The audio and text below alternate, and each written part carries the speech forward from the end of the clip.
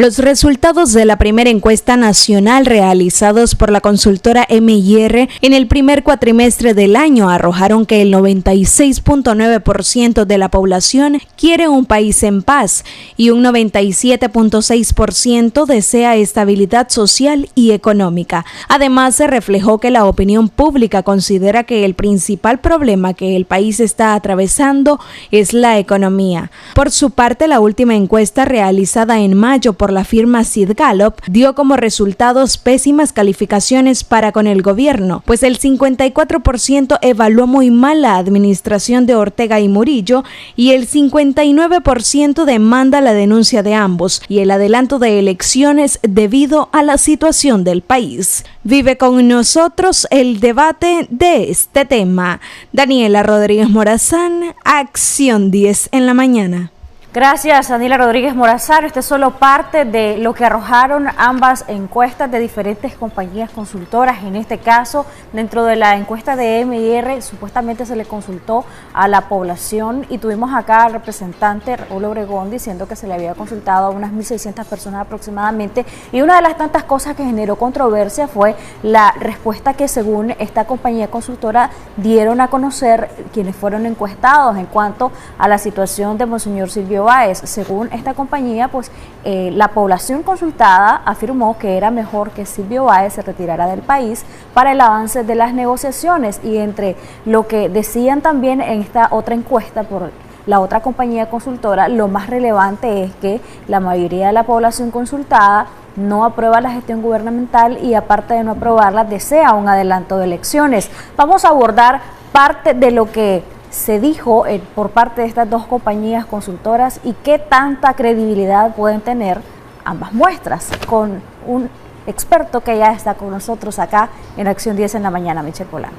Así es, Jocelyn, se encuentra con nosotros Eliseo Núñez, analista político y que también en su momento fue político nicaragüense, participó en varios partidos de políticos. Importante el hecho de que ambas encuestas se contradicen, son contradictorias. En una aparece aplazado la gestión del presidente Daniel Ortega y en la otra aparece con muy buenas notas, o al menos mejores que las presentadas por la última encuesta presentada por Sid Gallup. Bienvenido, Eliseo, gracias por estar aquí en Acción 10 en la mañana.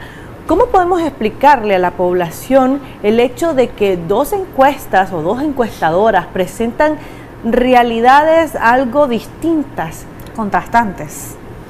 Mira, un placer que nos acompañe. Bienvenido.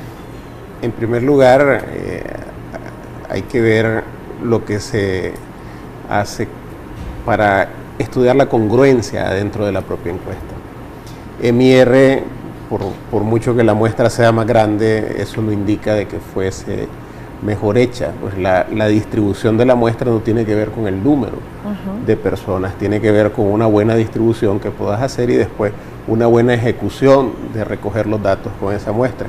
Pero la congruencia interna la ves en preguntas que deberían de ser congruentes entre sí. Por ejemplo, si la gente dice de que el principal problema es la situación económica del país, eso es incongruente con que te digan de que el gobierno va por buen camino. Porque si tenés un problema económico serio, lo primero que vos ves es que el gobierno no está haciendo lo adecuado. Si adicionalmente vos decís que la oposición, porque eso es algo que MIR lo sostiene, no existe, básicamente, entonces al haber un solo polo y al haber una crisis económica no hay más a quien echarle la culpa que no sea el gobierno, porque si es indiferente la posición ante el discurso opositor, es el gobierno el que tiene la responsabilidad. Entonces MIR para mí tiene una incongruencia interna enorme, aparte del tema de cómo se recogió la muestra, que si es adecuada o cualquier otro tipo de cosas. Política, ideológica.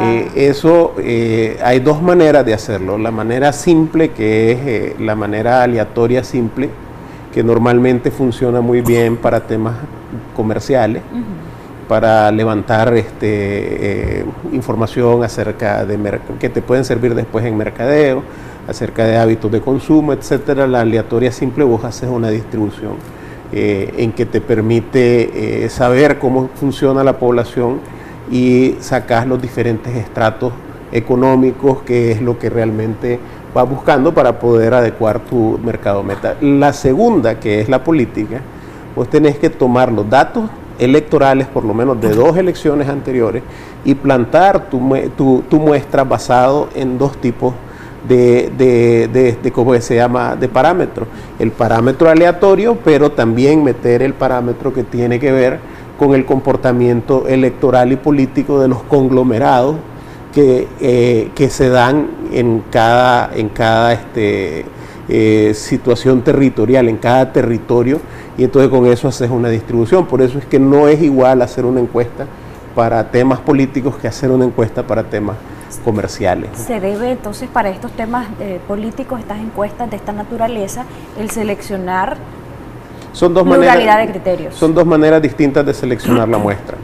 Y entonces ahí es donde puede variar, pero yo en ese sentido no te pudiera decir, porque lo único que te dice es cómo se estructuró la muestra, y te dice aleatorio nada más cuántas personas fueron entrevistadas y algún tipo de distribución territorial que lo traen en la ficha técnica.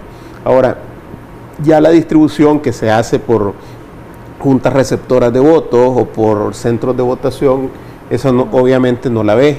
Tampoco ves en ninguna de las 2 encuestas, porque eso solo lo tiene quien paga por ella, lo que son los datos cruzados de ellas mismas, solo ves las respuestas.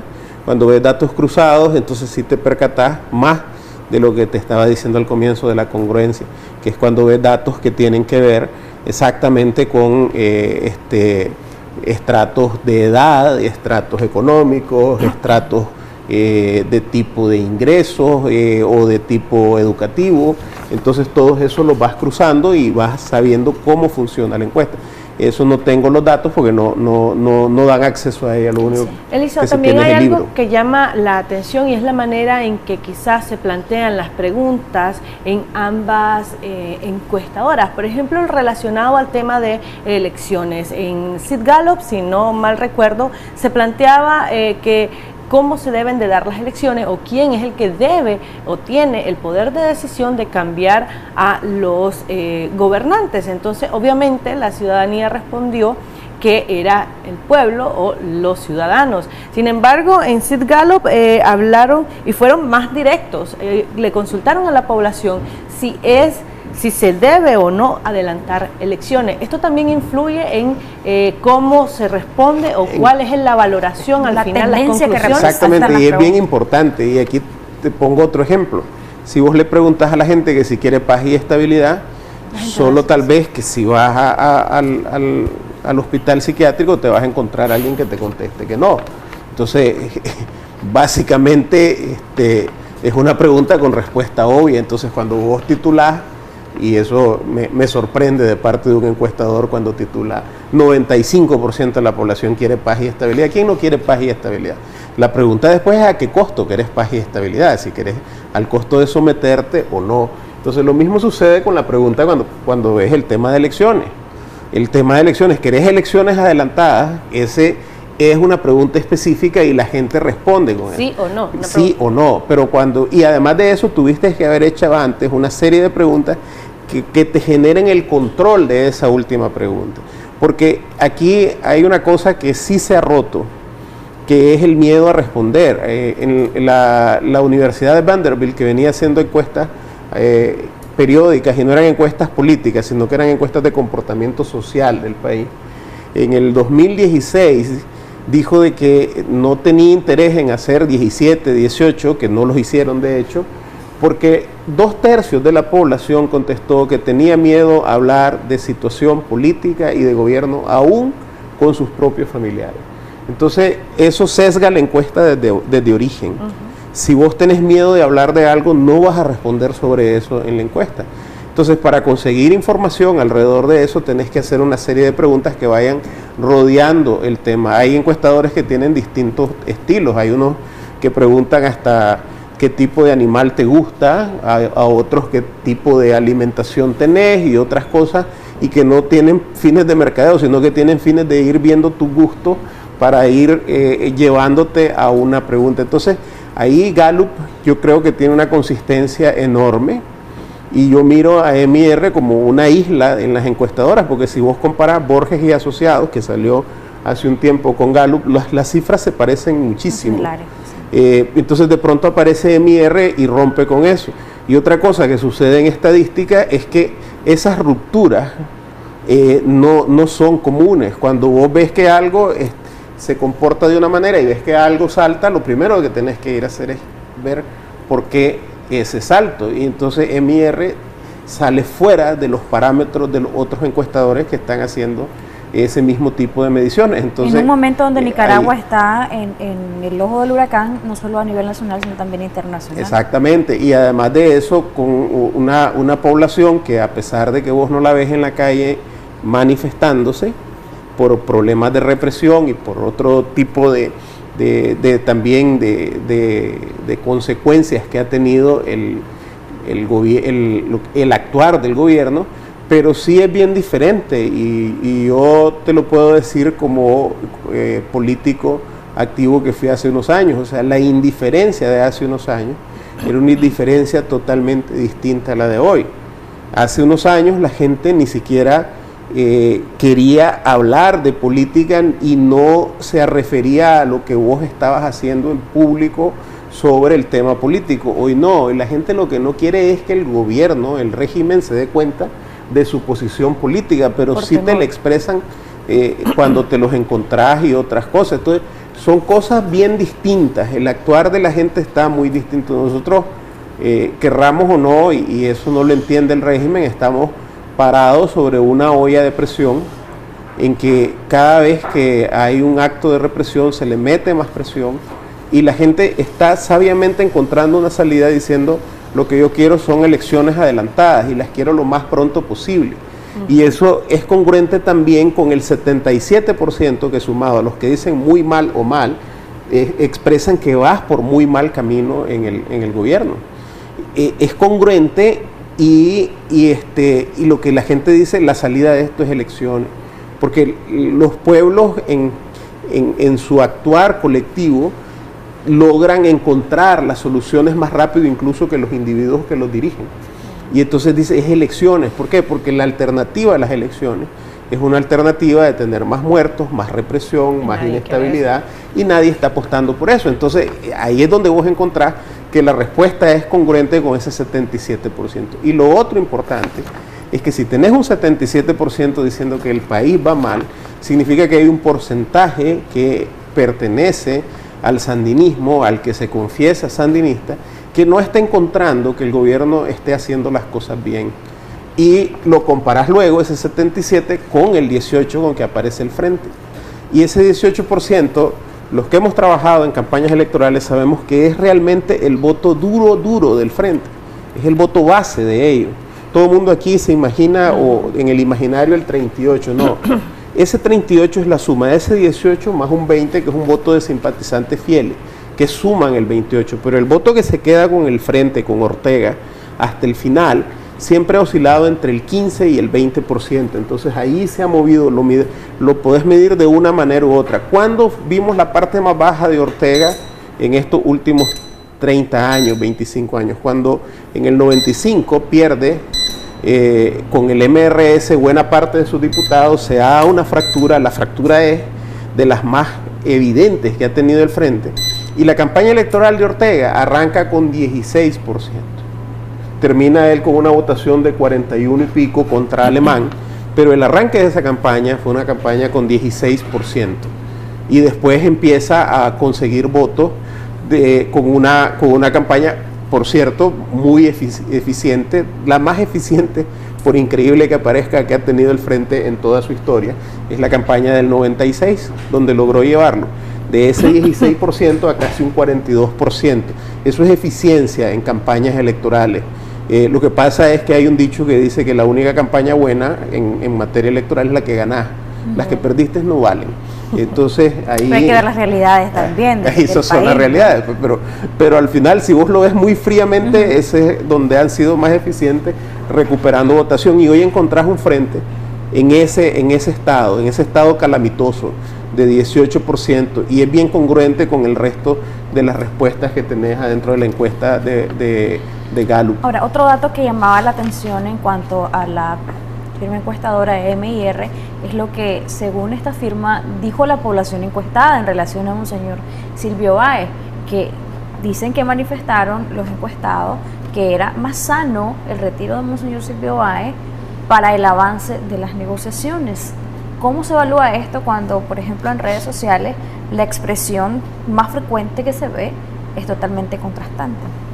Bueno, que ahí es donde vos volvés a buscar cómo se hace la pregunta, en qué circunstancias haces la pregunta.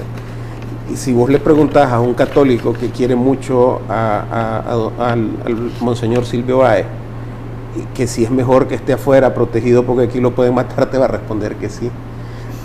Y entonces lo puedes sumar a todos esos que dicen que sí, que es mejor que se haya ido. Ahora, si vos la pregunta la haces basado en que hubieras dicho, ¿usted cree que es bueno que el gobierno haya presionado para que se fuese el Monseñor Silvio Báez? Esa respuesta sería totalmente distinta que si lo atás con el tema del diálogo.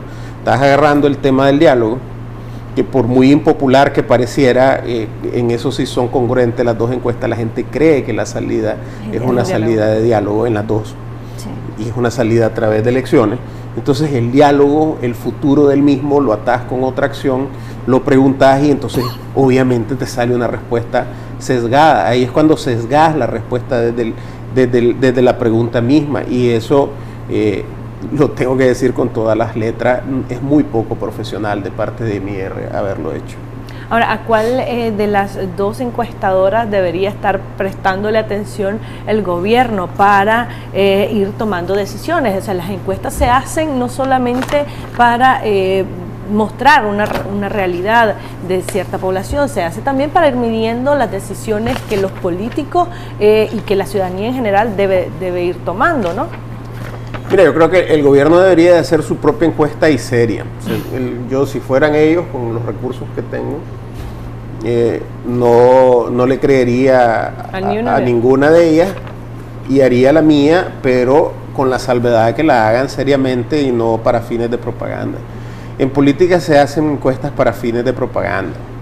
Por eso es que en los regímenes electorales, en lo que son las normativas electorales, hoy se prohíbe la publicación de encuestas en algunos países con un tiempo de antelación. ¿Por qué? Porque se ocupan para generar la sensación de que va ganando y que el voto se vaya por quien más gana, porque hay también un segmento de población, y estoy hablando de mercados electorales normales, no el de Nicaragua, en que se apuntan al que más gana.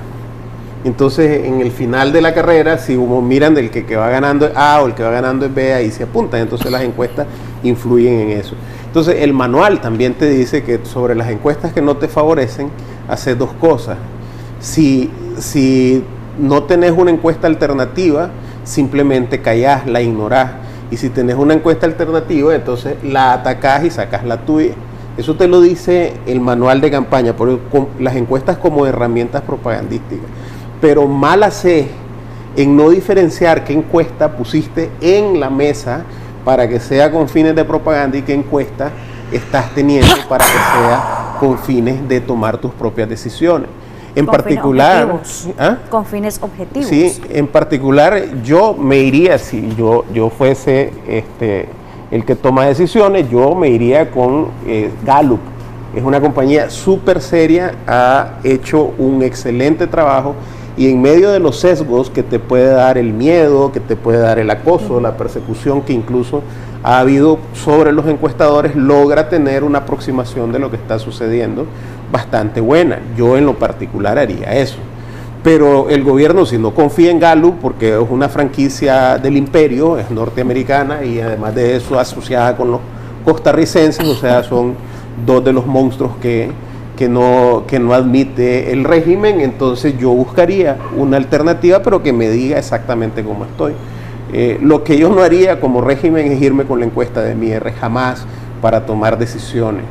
Y lo otro es que al final la pregunta es que si al régimen le importa la opinión de la gente. A mí me quedan grandes dudas que le importa la opinión de la gente.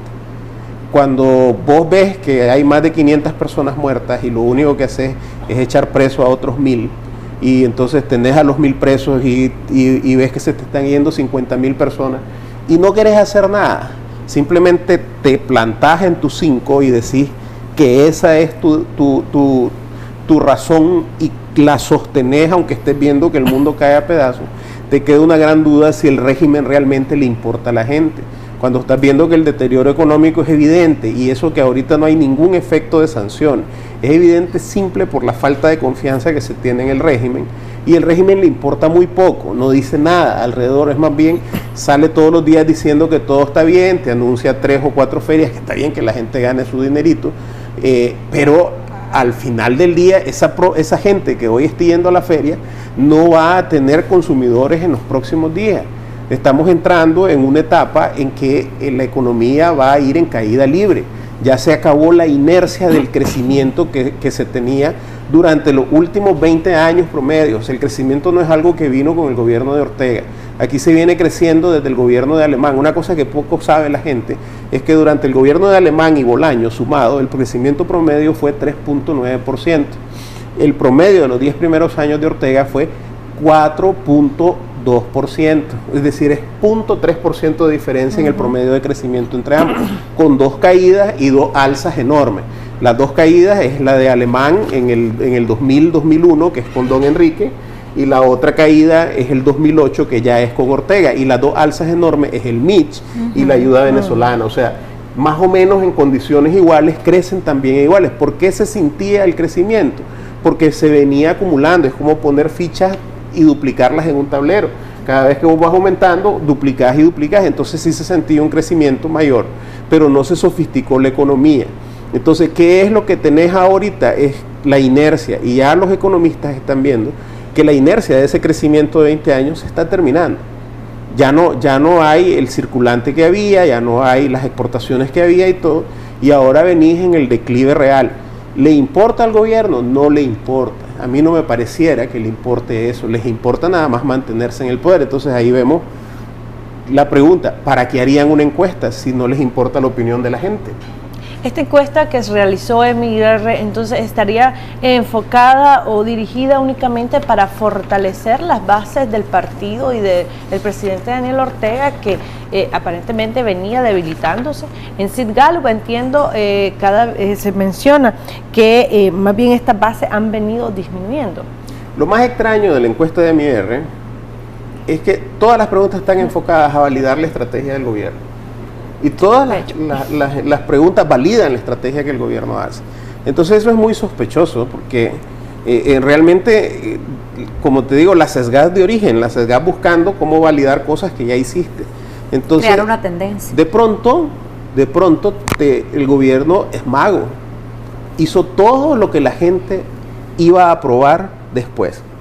No tuvo ningún error. Todo lo hizo bien. Entonces eso también te genera muchas preguntas. ¿Por qué pasa eso? Muchas dudas. ¿Por qué pasa eso? Eso es ni más ni menos como las profecías de Notre Dame. Yo no he visto ninguna que te digan 2 días antes lo que va a pasar. Yo te miro, Notre Dame lo dijo que iba a pasar 3 días después que pasó.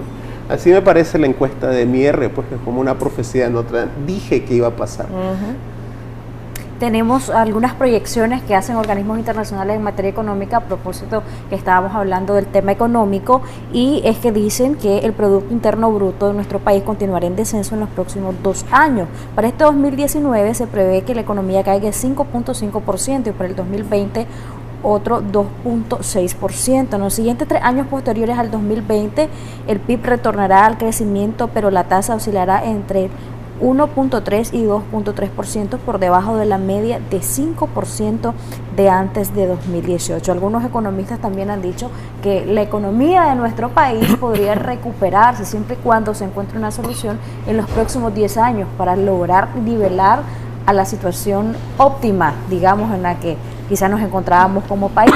Todo esto no genera, o debería sí de generar, algún tipo de presión y un grado de analizar objetivamente la situación, porque también estar en el poder y con un país en una situación económica totalmente caótica a futuro es algo complejo. Mira, la situación económica ya venía cayendo desde antes del 18, de abril del 18. De hecho, las reformas del INSS son producto de que la situación económica volvía ya insostenible en el sistema. Es más, el régimen no fue capaz, con una ayuda venezolana que superó en el momento más alto el 7% del PIB del país, o sea, eso es un montón de dinero.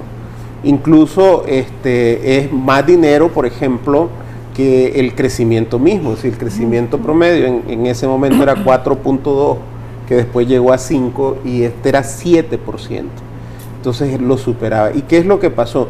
No se transformó la matriz económica. Seguimos exportando los mismos productos que exportábamos hace 100 años, con la diferencia que cambiamos el algodón por maní. Eso es lo único que hicimos. Antes era algodón, ahora es maní lo que exportamos. Seguimos teniendo una vaca por manzana.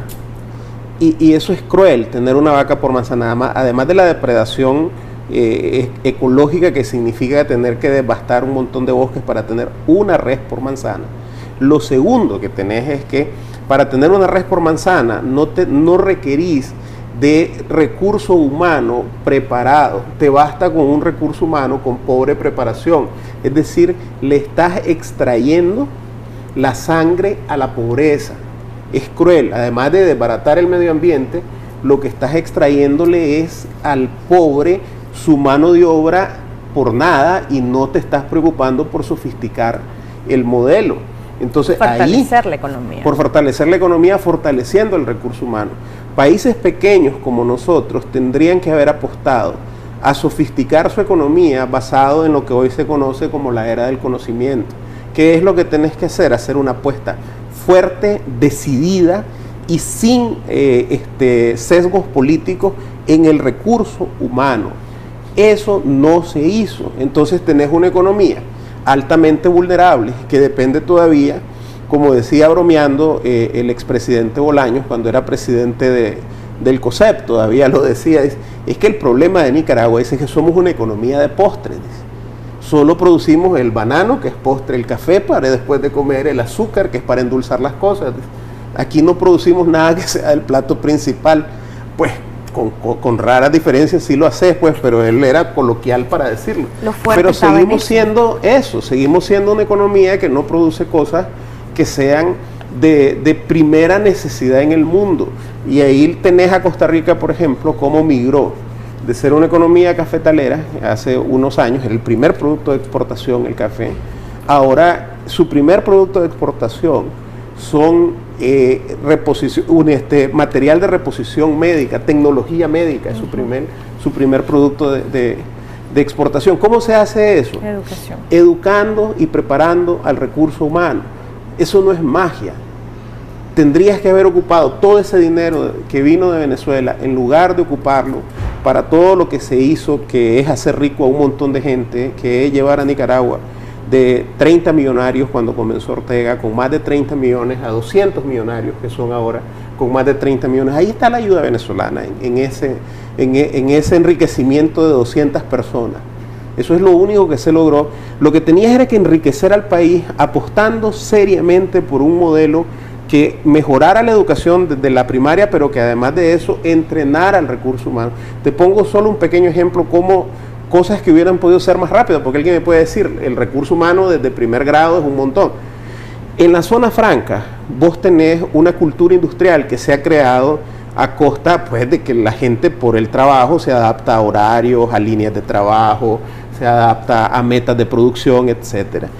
Pero aquí teníamos una salvaguarda para textiles que se venció en los 10 años de Ortega. Nadie hizo nada. El textil en zona franca es el más bajo, el que menos valor agregado consigue, es decir, el que menos dinero deja dentro del país a través de los salarios. Si vos has agarrado una buena parte de ese obrero de zona franca, vos como Estado, y hubieras invertido en ello, para que en lugar de estar en una máquina de coser, pudieran armar una pequeña computadora, pudieran ensamblar televisores, pudieran hacer teléfonos celulares de los de más baja gama o cualquier otro tipo de cosas, vos tendrías una zona franca hoy con mayor valor agregado y tendrías una oferta de recurso humano para presentársela a los inversionistas, pero no, aquí se dejó vencer la salvaguarda textil, después fuimos a Estados Unidos a rogar para que no las prorrogaran, no se consiguió la prórroga y tampoco formaste al recurso humano, es decir, había cosas que necesitaban de 11, 12 años que sí los ha tenido Ortega, pero había otras cosas que sí lo que sí lo podías hacer inmediato. Y con el seguro social, volviendo al tema que te decía, que ahí es donde se mide, para mí el Seguro Social es el símbolo del fracaso del modelo económico de Ortega. ¿Por qué? Porque la mayoría de la gente ahí cotiza con salarios mínimos. Y eso es lo que hace más inviable, además del tema de corrupción, que es inaceptable el tema de corrupción. Pero lo que más hace inviable al modelo del Seguro Social es que vos pagás pensiones que son salarios mínimos, pero la mayoría del cotizante cotiza con salario mínimo. Entonces, no tenés ese flujo de dinero de gente que cotiza más allá del salario mínimo, el 70% cotiza con salario mínimo, que te permita crear ese ahorro. ¿Y por qué la mayoría cotiza con salario mínimo? Porque la productividad por cada trabajador en Nicaragua sigue siendo baja y bajó durante el periodo de Ortega, producto de que no se invirtió en el recurso humano. Ahora, desde hace algunos años, a propósito del tema de la formación y la necesidad de más técnicos, que es una exigencia que venía haciendo la empresa privada, tampoco se logró concretar nada en estos años que hubo una especie de diálogo o de buena andanza entre empresa privada y el gobierno en cuanto al tema de la formación. En varios momentos se ha hablado de la necesidad de cambiar, como decía usted, el hecho de la matriz económica, pero además de la formación de los profesionales y de la importancia que debería de dársele al personal técnico. Ortega desaprovechó esta oportunidad para poder pasar a la historia como un presidente que cambia este tipo de paradigmas. Mira, aquí se siguió apostando a la inmediatez. Si vos ves las políticas públicas durante todo este tiempo estaban encaminadas a crear incentivos inmediatos a la inversión para que se creara empleo inmediatamente. Eso hasta cierto punto es correcto, pero ya una vez que creaste el empleo, vos tenés que llevar el empleo a mejor nivel y calidad para que pueda ser sostenible. Porque los empleos de zona franca, por ejemplo, no son sostenibles en el tiempo. Tan insostenibles son que si vos creces tu per cápita, en cierto momento también la Organización Mundial de Comercio te deja de autorizar la salvaguarda de tener zonas francas y tenés que reducirlas, porque estas están diseñadas para países que tengan niveles de pobreza muy altos. Entonces, ese tipo de cosas te hacen insostenible no apostar por una tecnificación, pero aquí lo que se apostó fue por la inmediatez, o sea, ver cómo movías la economía en lo que es la parte básica sin pensar en apuestas realmente de futuro. Y cuando vino una crisis, te das cuenta de los niveles de vulnerabilidad que tenía, que fueron exageradamente grandes. Es decir, cualquier economía en buen estado hubiese soportado una crisis como esta y no hubiera caído tanto. Lo otro que sí influye es que cuando vos comparás con Costa Rica tuvo una protesta similar a la de Nicaragua también en el 2018, pero en Costa Rica no hubo presos, no hubo muertos, no hubo exiliados, y la economía costarricense ahí sigue creciendo, ahí va para adelante, y eso hace una gran diferencia. Pero cuando vos crees de que la protesta social la tenés que sofocar con balas y con cárcel, vos creás un desasosiego tan enorme en el país que lo primero que se elimina es la confianza, y al eliminarse la confianza en los agentes públicos, que son los que manejan la economía, entonces colapsa todo. Vos lo ves, por ejemplo, con esto. Sale el Banco Central, creo que fue en agosto más o menos, o septiembre, cuando habló sobre el tipo de cambio que liberaba para que ellos pudieran decidir cuánto era lo que iban a poner de comisión. Costó $100 millones al país eso. Y es porque no confías en quien tenés enfrente. Y por eso es que no publica cifras Ovidio, y las acaba de publicar hace poco, y muy, diría yo, muy cautelosamente, no están todas, porque Ovidio sale en un micrófono y dice alguna medida económica y tiene el efecto contrario, por muy buena intención que tenga.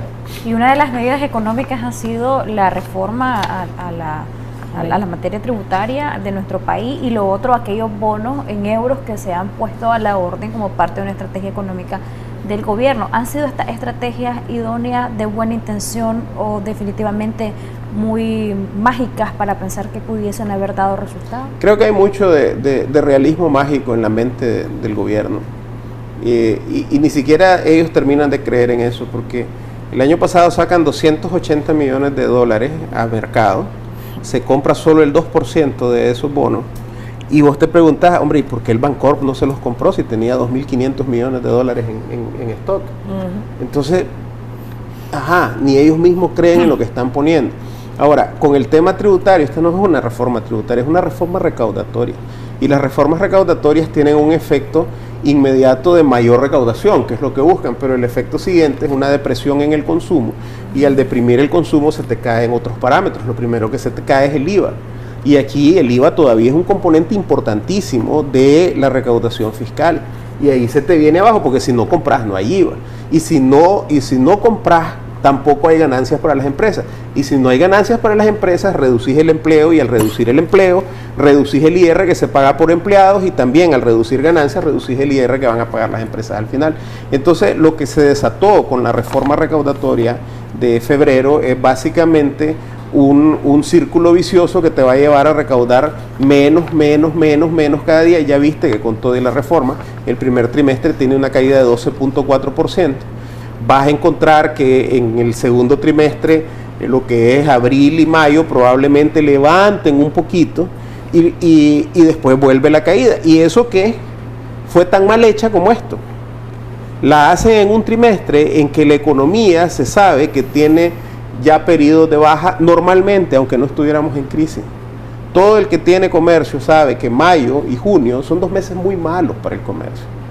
O sea, mayo te lo salva el Día de las Madres nada más, pero el resto de mayo es como que estés en el desierto cuando estás de comerciante.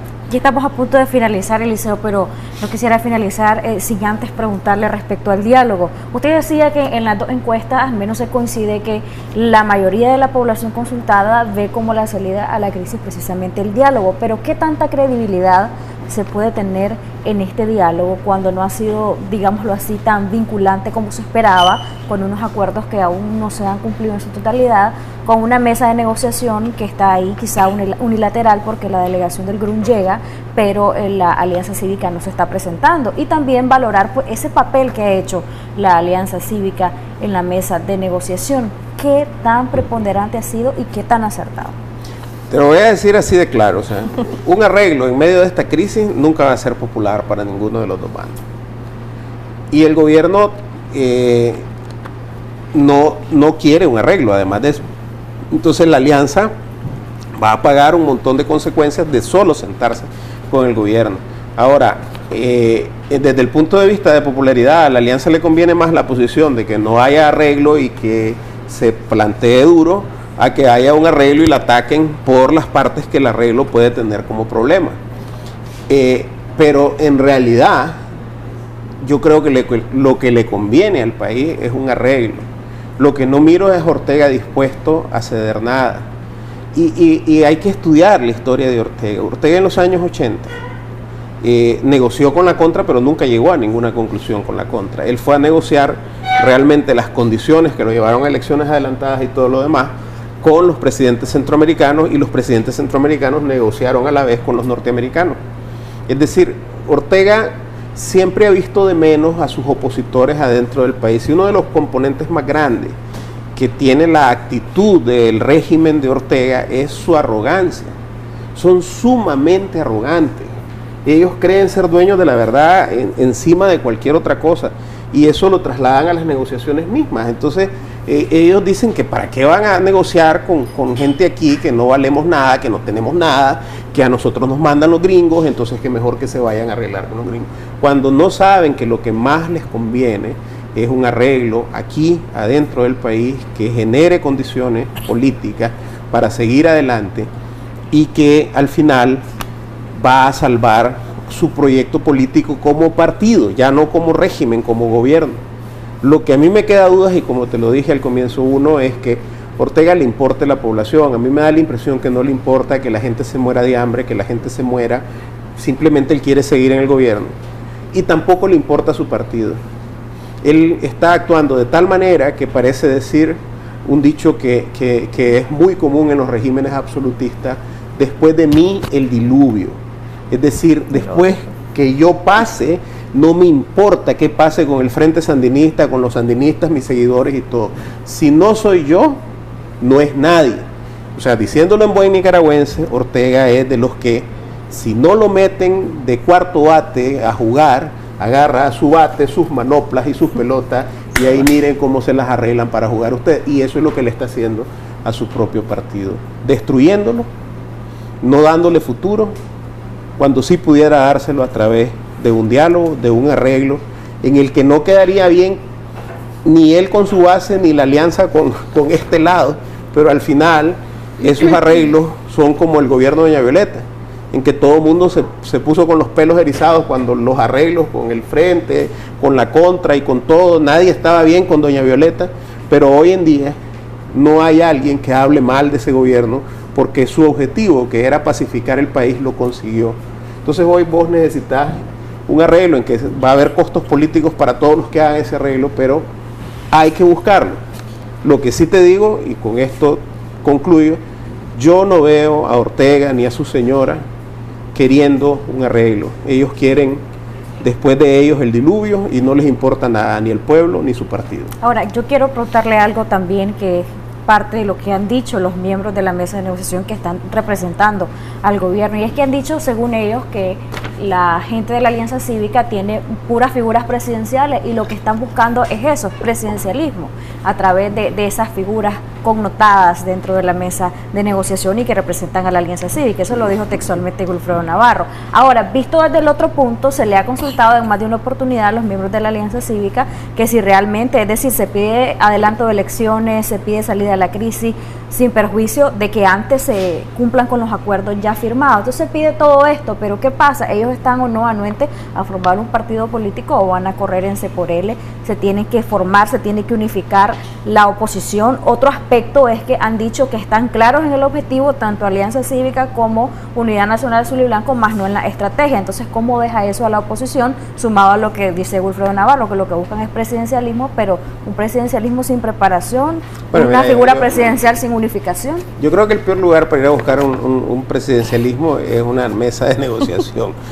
Porque como te digo, ahí vas a salir mal con todo el mundo, con Moro y Cristiano, porque los arreglos nunca, en este tipo de crisis, nunca son populares, no son simples. Desde afuera los puedes criticar y siempre tienen algo para criticarse. La oposición sí tiene un reto por delante, que es el reto de plantear una plataforma en la que consigas candidatos que provengan de la legitimidad de la propuesta, y que eso se consigue al final con que tengas un método de selección de candidatos que sea no por negociación, no por cuotas, sino por elección de las bases. Yo creo que eso es lo que te soluciona, es decir, un modelo de primarias en que se va a acordar cómo se hace. Lo otro es que aquí no es asunto de estar pensando en candidatura. Aquí tenés dos problemas serios. Tenés un problema de un régimen que es totalmente autoritario, y el segundo problema es de una caída económica profunda. Yo creo que primero hay que solucionar esas dos cosas para pensar qué es lo que sigue después. Y ahí es donde debes de estar concentrado. Yo creo que en esta lucha todos servimos. Hoy puse un tweet casualmente con eso. Todos servimos. Ya vendrá el tiempo en que la gente pueda decidir con su voto. ¿Será que si realmente se está buscando candidaturas, Eliseo? Pues yo no miraría eso. Yo creería que todo el mundo tiene derecho a aspiraciones. Yo siempre he dicho, el que se mete en política y te dice que no tiene aspiraciones, es mentiroso. Los políticos nos caracterizan dos cosas. Todos tenemos aspiraciones y todos tenemos un ego enorme. ¿Será por eso que hay muchas reservas? ¿Será por eso que hay muchas reservas en decir que se pueden convertir en partido político, que hay muchas reservas en decir vamos a convertir en partido político? Eso va a depender de muchas circunstancias que sean posteriores a la posibilidad de un arreglo. Por el momento yo creo que lo que se está tratando de hacer es una plataforma. Yo siempre he dicho, lo que tenés que hacer, y no estoy dando propaganda, es como una plataforma de Lego, que es una planchita con un montón de terminales. Entonces cada quien llega con su fichita y la va poniendo. El que llega con más ficha hace la torrecita más grande. El que llega con menos ficha la hace más chiquita. Si te juntas con otro, puedes hacer figuritas, porque tenés... Entonces, eso es lo que tenés que tener, si es una plataforma en la que todos tengan acceso. Y ese es el reto de la oposición, conseguir una plataforma, sea con un partido ya existente, sea con un partido nuevo, sea con una mezcla de las dos cosas, que permita que cada quien llegue con su ficha y la ponga y puedas armar lo que querrás. y también es ponerte de acuerdo que qué figurita puedes hacer así encima de la plataforma.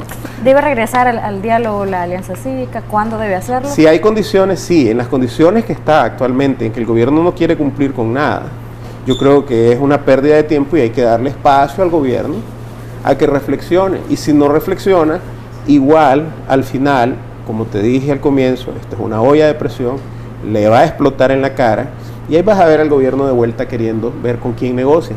El problema del gobierno, y eso lo trae desde hace rato, es que ha venido destruyendo a sus interlocutores. Y al destruir a sus interlocutores deja sin liderazgo las explosiones sociales. Y en abril no tenían con quién negociar. La Iglesia Católica, en un alarde de responsabilidad y de amor por Nicaragua, estructuró algo para que se tuviera de contraparte. Y lo puso ahí. Y el gobierno tenía una tabla de salvación en eso, pero lo que Ortega entendió es que eso era una debilidad del otro lado. Ortega entiende que las discusiones entre nosotros los opositores y la democracia son debilidades. Y yo sostengo lo contrario. Por mucho que eso cause ruido y todo, esa es nuestra principal fortaleza, en que somos diversos en opiniones y nos sentimos con el derecho de expresarla, en que podemos tolerar que no estén de acuerdo con nosotros y estamos obligados a tolerar a la otra gente y podemos estar de acuerdo, podemos juntarnos, podemos volver. Y eso es lo que queremos para todos los nicaragüenses. Una diversidad que es un arma de doble filo a la hora de un proceso electoral. Exactamente, es un arma de doble filo, pero ese es el país que queremos, un país en el que alcancen todo, incluso los que hoy son de Ortega. Este país tiene que ser para todos, no solamente para un lado o para el otro. No podemos aspirar a un país en que sigamos excluyendo a una parte de la población, por muy pequeñita que sea. Las democracias hoy no son las democracias clásicas en que solo la mayoría mandaba. Hoy las democracias tienen que ser muy sofisticadas, en que las minorías tengan acceso. Y te voy a poner un solo ejemplo. Una minoría que ha logrado sensibilizar a grandes volúmenes de la población, y son minoría, es la minoría LGBTI. Ellos son minorías en todas partes del mundo, pero han logrado que la población entienda que sus derechos son tan importantes como los derechos de cualquier grupo mayoritario. Y también así pasa con las minorías raciales y así pasa con otras minorías. Esa es una sociedad que funciona en donde vos tolerés, aceptés, apoyés, que existe una gran diversidad. En esta sociedad donde vivimos, como decía Square, un embajador americano que escribió sobre Nicaragua en el siglo XIX, decía, es asombroso, el que llega al gobierno extermina a la oposición. Y eso es lo que ha venido pasando, y por eso cada 40 años, como un reloj, tenemos un conflicto. Ojalá que de este no salgamos a balazo. Muchas Ojalá gracias. que salgamos dialogando. Un placer, Eliseo, haberlo tenido con nosotros. Gracias, Eliseo. Gracias. De esta manera hacemos una pausa comercial, ya regresamos con más de Acción 10 de la mañana.